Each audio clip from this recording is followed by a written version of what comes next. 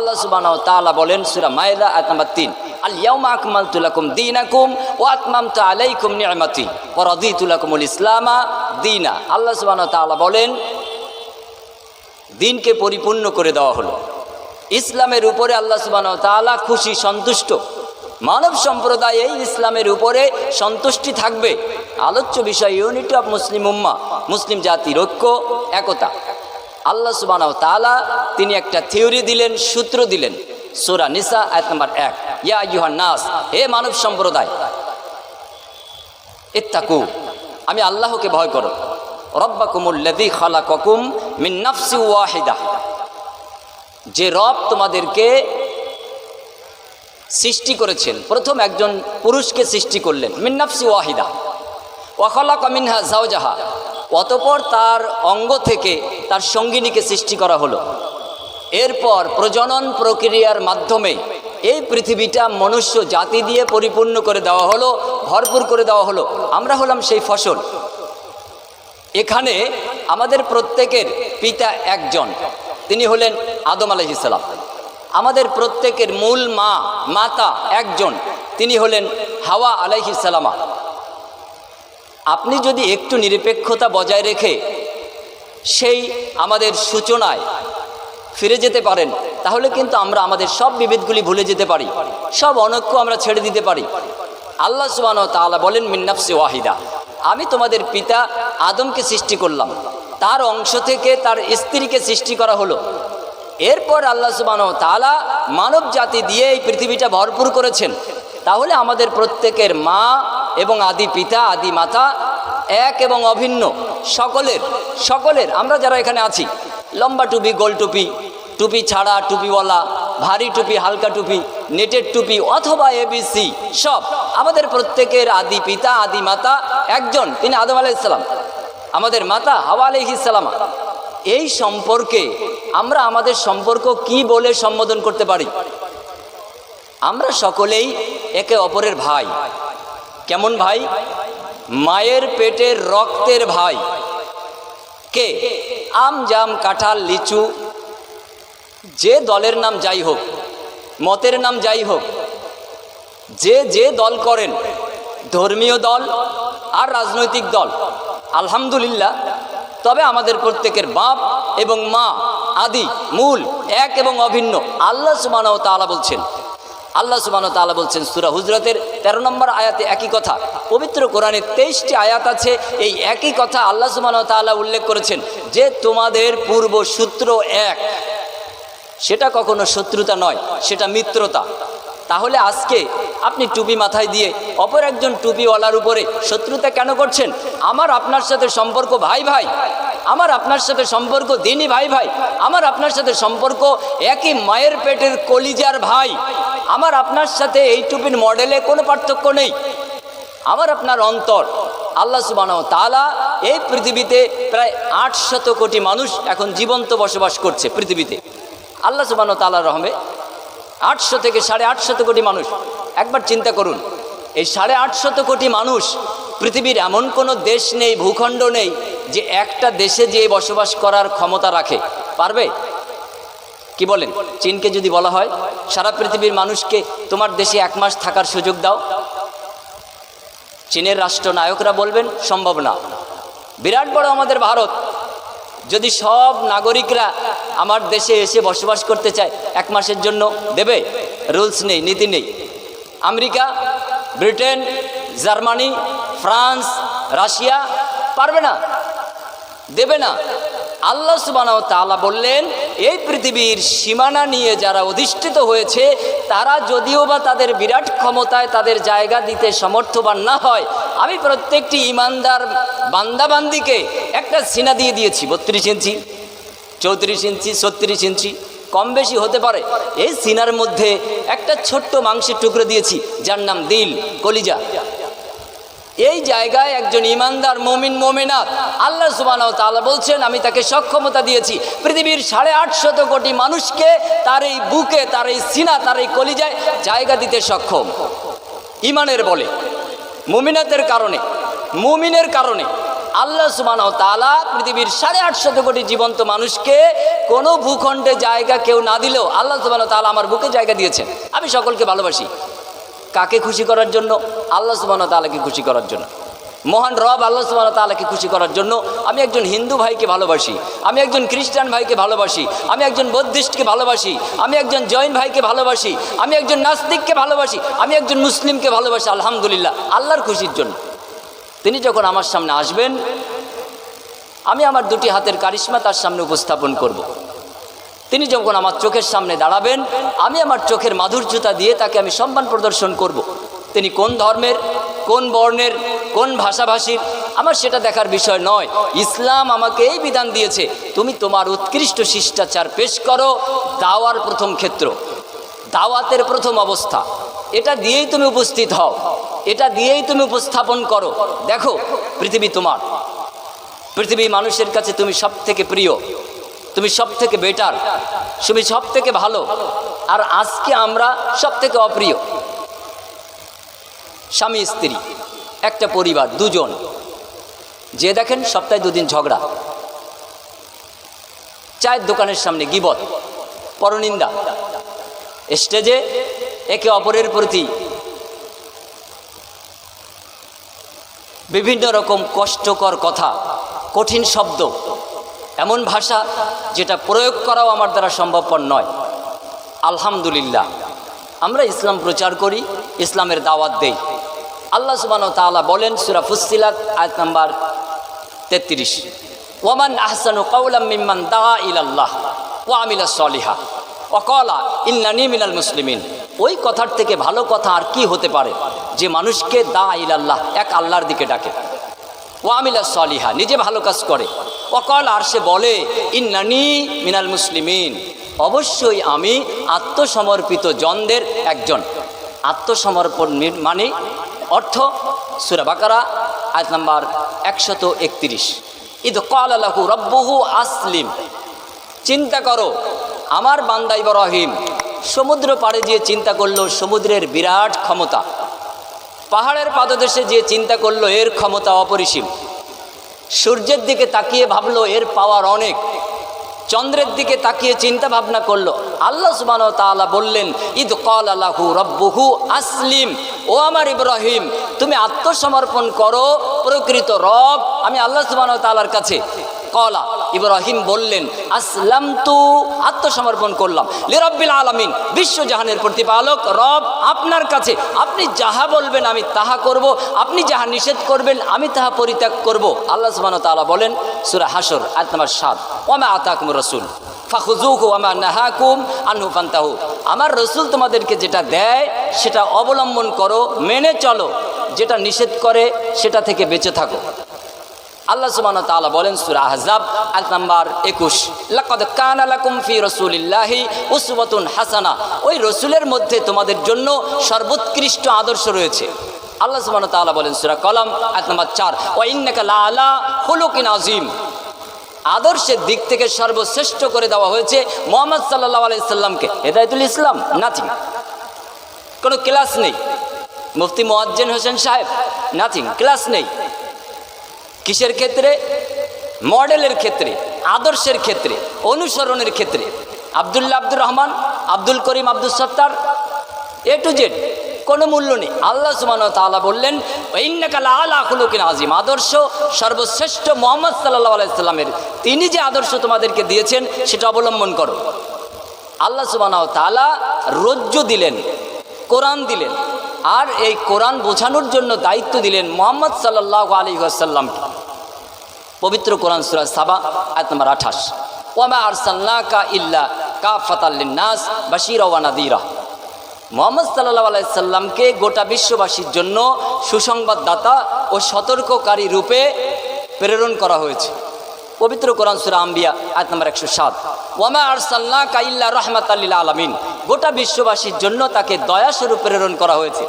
তিনি কি দয়া আমাদের কাছে করেছেন? পরিপূর্ণ আমানত রক্ষা করেছেন। তিনি কি রহমা আমাদের সামনে রেখে গেছেন? আমাদের সামনে রেখে গেছেন উৎকৃষ্ট আদর্শ, উৎকৃষ্ট আদর্শ। আল্লাহ নবী সাল্লাল্লাহু আলাইহি সাল্লাম তিনি বলছেন তারাকতু ফিকুম আমরাইন লান তাদিল্লু মা তামাসসাকতুম বিহিমা কিতাবাল্লাহ ওয়া সুন্নাতা রাসূলি ওয়া ফি রিওয়ায়াতিন উখরা ওয়া সুন্নাতা নবী। আল্লাহ সুবহানাহু ওয়া তাআলার হাবিব তিনি বলছেন, একদিন আমি তোমাদের কাছে থাকবো না, দুটি জিনিস রেখে যাচ্ছি। এক হলো আল্লাহর কিতাব পবিত্র কোরআন, দুই আমি নবী মুহাম্মদ সাল্লাল্লাহু আলাইহি ওয়াসাল্লামের আদর্শ, যেটা করা নির্দেশ দিয়েছি, যেটা আমি নিজে করেছি, যেটা আমার সামনে হয়েছে আমি নিষেধ করিনি, অর্থাৎ মৌন সম্মতি দিয়েছি। যাহা করার আদেশ দিয়েছি, যাহা আমি নিজে করেছি, যাহা আমার সামনে করেছো আমি নিষেধ করিনি, মৌন সম্মতি, এই সুন্নাহ তোমাদের সামনে আমি রেখে গেলাম। ইবনে মাজার 224 নম্বর হাদিসে এই হাদিসটি বিদ্যমান আছে। ইউনিটি অফ মুসলিম উম্মাহ, মুসলিম জাতি ঐক্যবদ্ধ থাকবে কিসের ভিত্তিতে? এক হচ্ছে আল কোরআন। আমার দেশ, আমার পতাকা, আমরা এক দেশের নাগরিক। আমার ধর্ম ইসলাম, আমার পরিচয় আমি মুসলিম, আমার ফ্ল্যাগের ন্যায় আমার রজ্জু আল কোরআন। আমরা কোরআনকে কেন্দ্র করে ঐক্যবদ্ধ থাকব, এটা হলো কেন্দ্র। যদি আমাদের কেন্দ্র একাধিক হয় তাহলে আমাদের মধ্যে বিভক্তি আসবে। আমাদের কেন্দ্র যদি একটা হয় তাহলে আমরা ঐক্যবদ্ধ হতে পারবো। একটা ছোট্ট অকাট্য যুক্তি আমি দেই, একটু বোঝার চেষ্টা করেন। সারা ভারতবর্ষে 140 কোটি মানুষ যদি আমরা হই, কম বেশি হবে, মনে করুন 140 কোটি মানুষের হাতে একটা করে হাত ঘড়ি আছে এবং প্রত্যেকটা রেল স্টেশনে একটা করে ভারতীয় ঘড়ি লাগানো আছে। এই সমস্ত ঘড়ির কাটা টাইম এক না দুই রকম? হতে পারে 2 রকম, 3 রকম, 4 রকম, 10 রকম। যদি 10 রকম হয় তাহলে কি এটা সবটা সঠিক, না এর মধ্যে কোনোটা বেঠিক আর কোনোটা ঠিক? কোনটা ঠিক? যেটা কেন্দ্রীয় ভারতের মূল ঘড়ি, যে ঘড়ির থেকে টাইম নির্ণীত হয়, সেই ঘড়ির সাথে যে ঘড়ির টাইম মিল হবে কেবলমাত্র সেটাই ঠিক। কেন্দ্রের সাথে যেটা মিল হবে, মূলের সাথে যেটা মিল হবে। আমরা ভারতীয়, আমাদের মূল ঘড়ি এলাহাবাদ ঘড়ি, আলহামদুলিল্লাহ বিরাট বড় এক ঘড়ি আছে। এই ঘড়ির থেকে সারা ভারতের সমস্ত ঘড়ির টাইম নিয়ন্ত্রণ হয়, নিয়ন্ত্রিত হয়। তাই আমার আপনার হাতের ঘড়িটাও একই টাইম দেয়।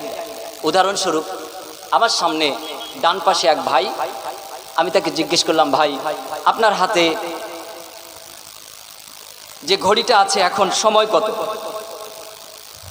তিনি আমাকে বললেন যে 9টা বেজে 27 মিনিট। আলহামদুলিল্লাহ। আমার সম্মুখে বসা আরেকজন দিনী ভাই, আমি তাকে জিজ্ঞেস করলাম, ভাই আপনার হাতের ঘড়িটায় সময় কত? তিনি বললেন 9টা বেজে 30 মিনিট। আমার বাম পাশে আরেক ভাই, তাকে জিজ্ঞেস করলাম, ভাই আপনার ঘড়ির সময় কত? তিনি বললেন 9টা বেজে 40 মিনিট। একজন বললেন 9টা 27, একজন 9টা 30, একজন 9টা 40। আমি সভাপতি সাহেবকে জিজ্ঞেস করলাম, ভাই মুফতি মুয়াজ্জিন হোসেন সাহেব আপনার ঘড়িতে সময় কত? আর তিনি মুচকি হেসে বললেন 9টা বেজে 20 মিনিট। এই যে 4 জন মানুষ একই জায়গায় আমরা বাস করছি, চারপাশে 4 রকম বললেন। এখন আমি সম্মানিত আমার বন্ধু আতিয়ার ভাই, তাকে বললাম আপনি আজকে জাজ, বিচার করে দেন কোনটা ঠিক। আর আতিয়ার ভাই বললেন, ডান পাশের মেহমান তিনিও আমার আমন্ত্রিত, সামনের জন তিনিও আমন্ত্রিত, স্টেজের জন তিনিও অতিথি, কাকে আর আমি খারাপ বলি? বললেন সবাই ঠিক আছে। আপনারা কি মেনে নেবেন? আপনারা কি মেনে নেবেন?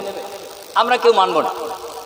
আর আমার বিশেষ অতিথি সাহেব তিনি মুচকি হেসে আমাকে বললেন, সভাপতি সাহেব আপনি আপনার ঘড়ির কাঁটাটা কান মোড়া দিয়ে এলাহাবাদ ঘড়ির সাথে মিল করে মিলিয়ে নিন। আমার ডান পাশে দুর্বল মানুষ, হালকা পাতলা মানুষ, মেড ইন ইন্ডিয়া 120 টাকা দামের একটা ঘড়ি পরে আছে। উনি উঠে বললেন, শেখ আমি এই প্রোগ্রামে আসার আগে এলাহাবাদ ঘড়ির সাথে টাইমটা মিল করে নিয়েছিলাম।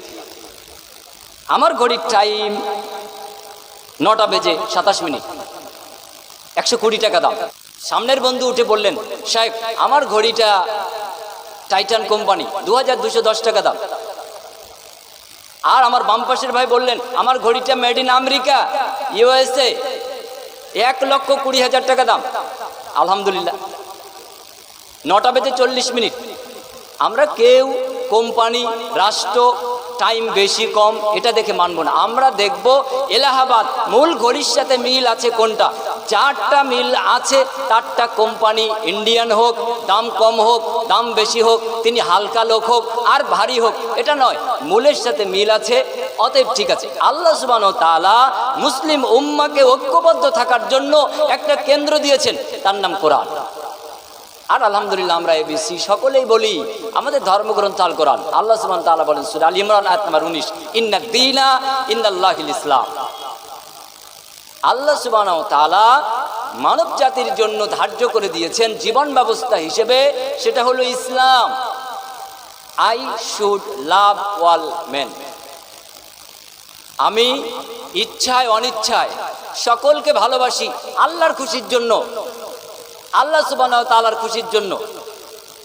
পবিত্র কোরআন আল্লাহ সুবহানাহু ওয়া তাআলা মানব জাতিকে ঐক্যবদ্ধ রাখার জন্য, এক প্ল্যাটফর্মে রাখার জন্য, একতাবদ্ধ রাখার জন্য একটিমাত্র কিতাব দিয়েছেন। ভারতের জন্য এক কোরআন, বাংলাদেশের জন্য আরেক কোরআন, আফগানের জন্য আরেক কোরআন, এরকম করেননি। আল্লাহর পক্ষে এটা সম্ভবপর ছিল। সৌদিয়ানদের জন্য একরকম কোরআন, তাদের চাহিদা একরকম, তাদের আবহাওয়া একরকম, আর আমরা ভারতীয় আমাদের জন্য আরেক রকম কোরআন আল্লাহ দিতে পারতেন, কিন্তু আল্লাহ সুবহানাহু ওয়া তাআলা দেননি। তা যদি দিতেন তাহলে পৃথিবীতে যত দেশ মানব ভাগ হতো তত দেশে, মুসলিম ভাগ হতো তত রূপে। আল্লাহ সুবহানাহু ওয়া তাআলা একই অভিন্ন কোরআন দিয়ে, এক কোরআন দিয়ে গোটা বিশ্ববাসীকে ঐক্যবদ্ধ রাখার চেষ্টা করেছেন। আল্লাহ সুবহানাহু ওয়া তাআলা বলেছেন, আমি এক, আমি একক, আমি অদ্বিতীয়, তোমাদেরকে থাকতে হবে ঐক্যবদ্ধ। ওয়াতাসিমু বিহাবলিল্লাহ, আমার রজ্জু আঁকড়ে ধরার মাধ্যমে তোমাদেরকে ঐক্যবদ্ধ থাকতে হবে। তোমাদের সেই কেন্দ্র কোরআন। আল্লাহ এক, কোরআন এক। আল্লাহ সুবহানাহু ওয়া তাআলা ভারতবাসীর জন্য একটা স্পেশাল কেবলা দিতে পারতেন, হয় কলকাতায়, না হয় দিল্লিতে, না হয় বোম্বাই। আল্লাহর পক্ষে দেওয়া সম্ভবপর ছিল। পাকিস্তানের জন্য আলাদা কেবলা আল্লাহ চাইলে দিতে পারতেন, কিন্তু আল্লাহ কি তা দিয়েছেন? আল্লাহ যদি তাই দিতেন তাহলে পৃথিবীতে যতটা দেশ তত দিকে ফিরে মানুষ নামাজ পড়তো, সালাত আদায় করতো, বিভক্ত হয়ে যেত। আল্লাহ সুবহানাহু ওয়া তাআলা একটা কেন্দ্র, একটা কাবা, বাইতুল্লাহ দিলেন।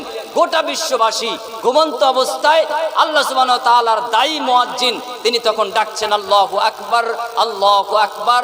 আল্লাহই শ্রেষ্ঠ, আল্লাহই মহান, আল্লাহই বড়, আল্লাহই সর্বশ্রেষ্ঠ। হাইয়া আলাস সালাহ, সালাতের দিকে এসো। হাইয়া আলাল ফালাহ, কল্যাণের দিকে এসো। অমনি আমরা ঘুম থেকে জেগে ফজরের সালাতে জামাতে রত হয়ে যাই। আল্লাহ এক, কাবা এক, একমুখী হয়ে সালাত আদার মাধ্যমে আমরা প্রমাণ করি আমরা ঐক্যবদ্ধ, আমরা একতাবদ্ধ। কোন আলেম, কোন নেতা আপনাকে বিভেদের সবক দেয়? কি তার উদ্দেশ্য? আল্লাহ সুবহানাহু ওয়া তাআলা বললেন দা ইলাল্লাহ। ওই কথাই সর্বশ্রেষ্ঠ যে মানুষকে এক আল্লাহর দিকে ডাকে। কিয়ামত পর্যন্ত আপনি আল্লাহকে পাবেন কোরআনুল কারীমে। আল্লাহকে কোথায় পাবেন? কোরআনে। আল্লাহ বলছেন যে আল্লাহর দিকে ডাকে। আমি মাইকের সামনে এসে যদি বলি আমি হেদায়েতুল ইসলাম, একটা উৎকৃষ্ট সংগঠন আমি করেছি, আমার একেবারে ফেরেশতা মার্কা দল, আপনারা আমার সদস্য হয়ে যান, আল্লাহ যেন এই আয়াতে বললেন এ একটা ভুল দাওয়াত দিচ্ছে। আজকে যদি আমি এখানে উঠে বলি মুফতি মুয়াজ্জিন হোসেন সাহেব আলহামদুলিল্লাহ অনেক এলমিয়াতপূর্ণ একজন মানুষ, আলহামদুলিল্লাহ আলহামদুলিল্লাহ, আমি আপনাদেরকে ওনার দিকে ডাক দিচ্ছি, কোরআনের এই আয়াত বলছে হেদায়েতুল ইসলাম ভুল ডাক দিচ্ছে। আল্লাহ সুবহানাহু ওয়া তাআলা বলছেন দা ইলাল্লাহ, আল্লাহর দিকে যিনি ডাকেন, আল্লাহর দিকে ডেকে জানেন, মানুষের দিকে নয়, কোনো দলের দিকে নয়, কোনো পার্টির দিকে নয়, কোনো গোষ্ঠীর দিকে নয়, কোনো হুজুরের দিকে নয়, কোনো নেতার দিকে নয়, কোনো মতবাদের দিকে নয়। ইসলাম এক, আল্লাহ, আল্লাহর দিকে যে ডাকছে দা ইলাল্লাহ, এই কথাই সর্বশ্রেষ্ঠ। ওয়া আমিলা সলিহা, এবং সেই আল্লাহর দিকে, আল্লাহর রাস্তার উপরে সে অধিষ্ঠিত আছে।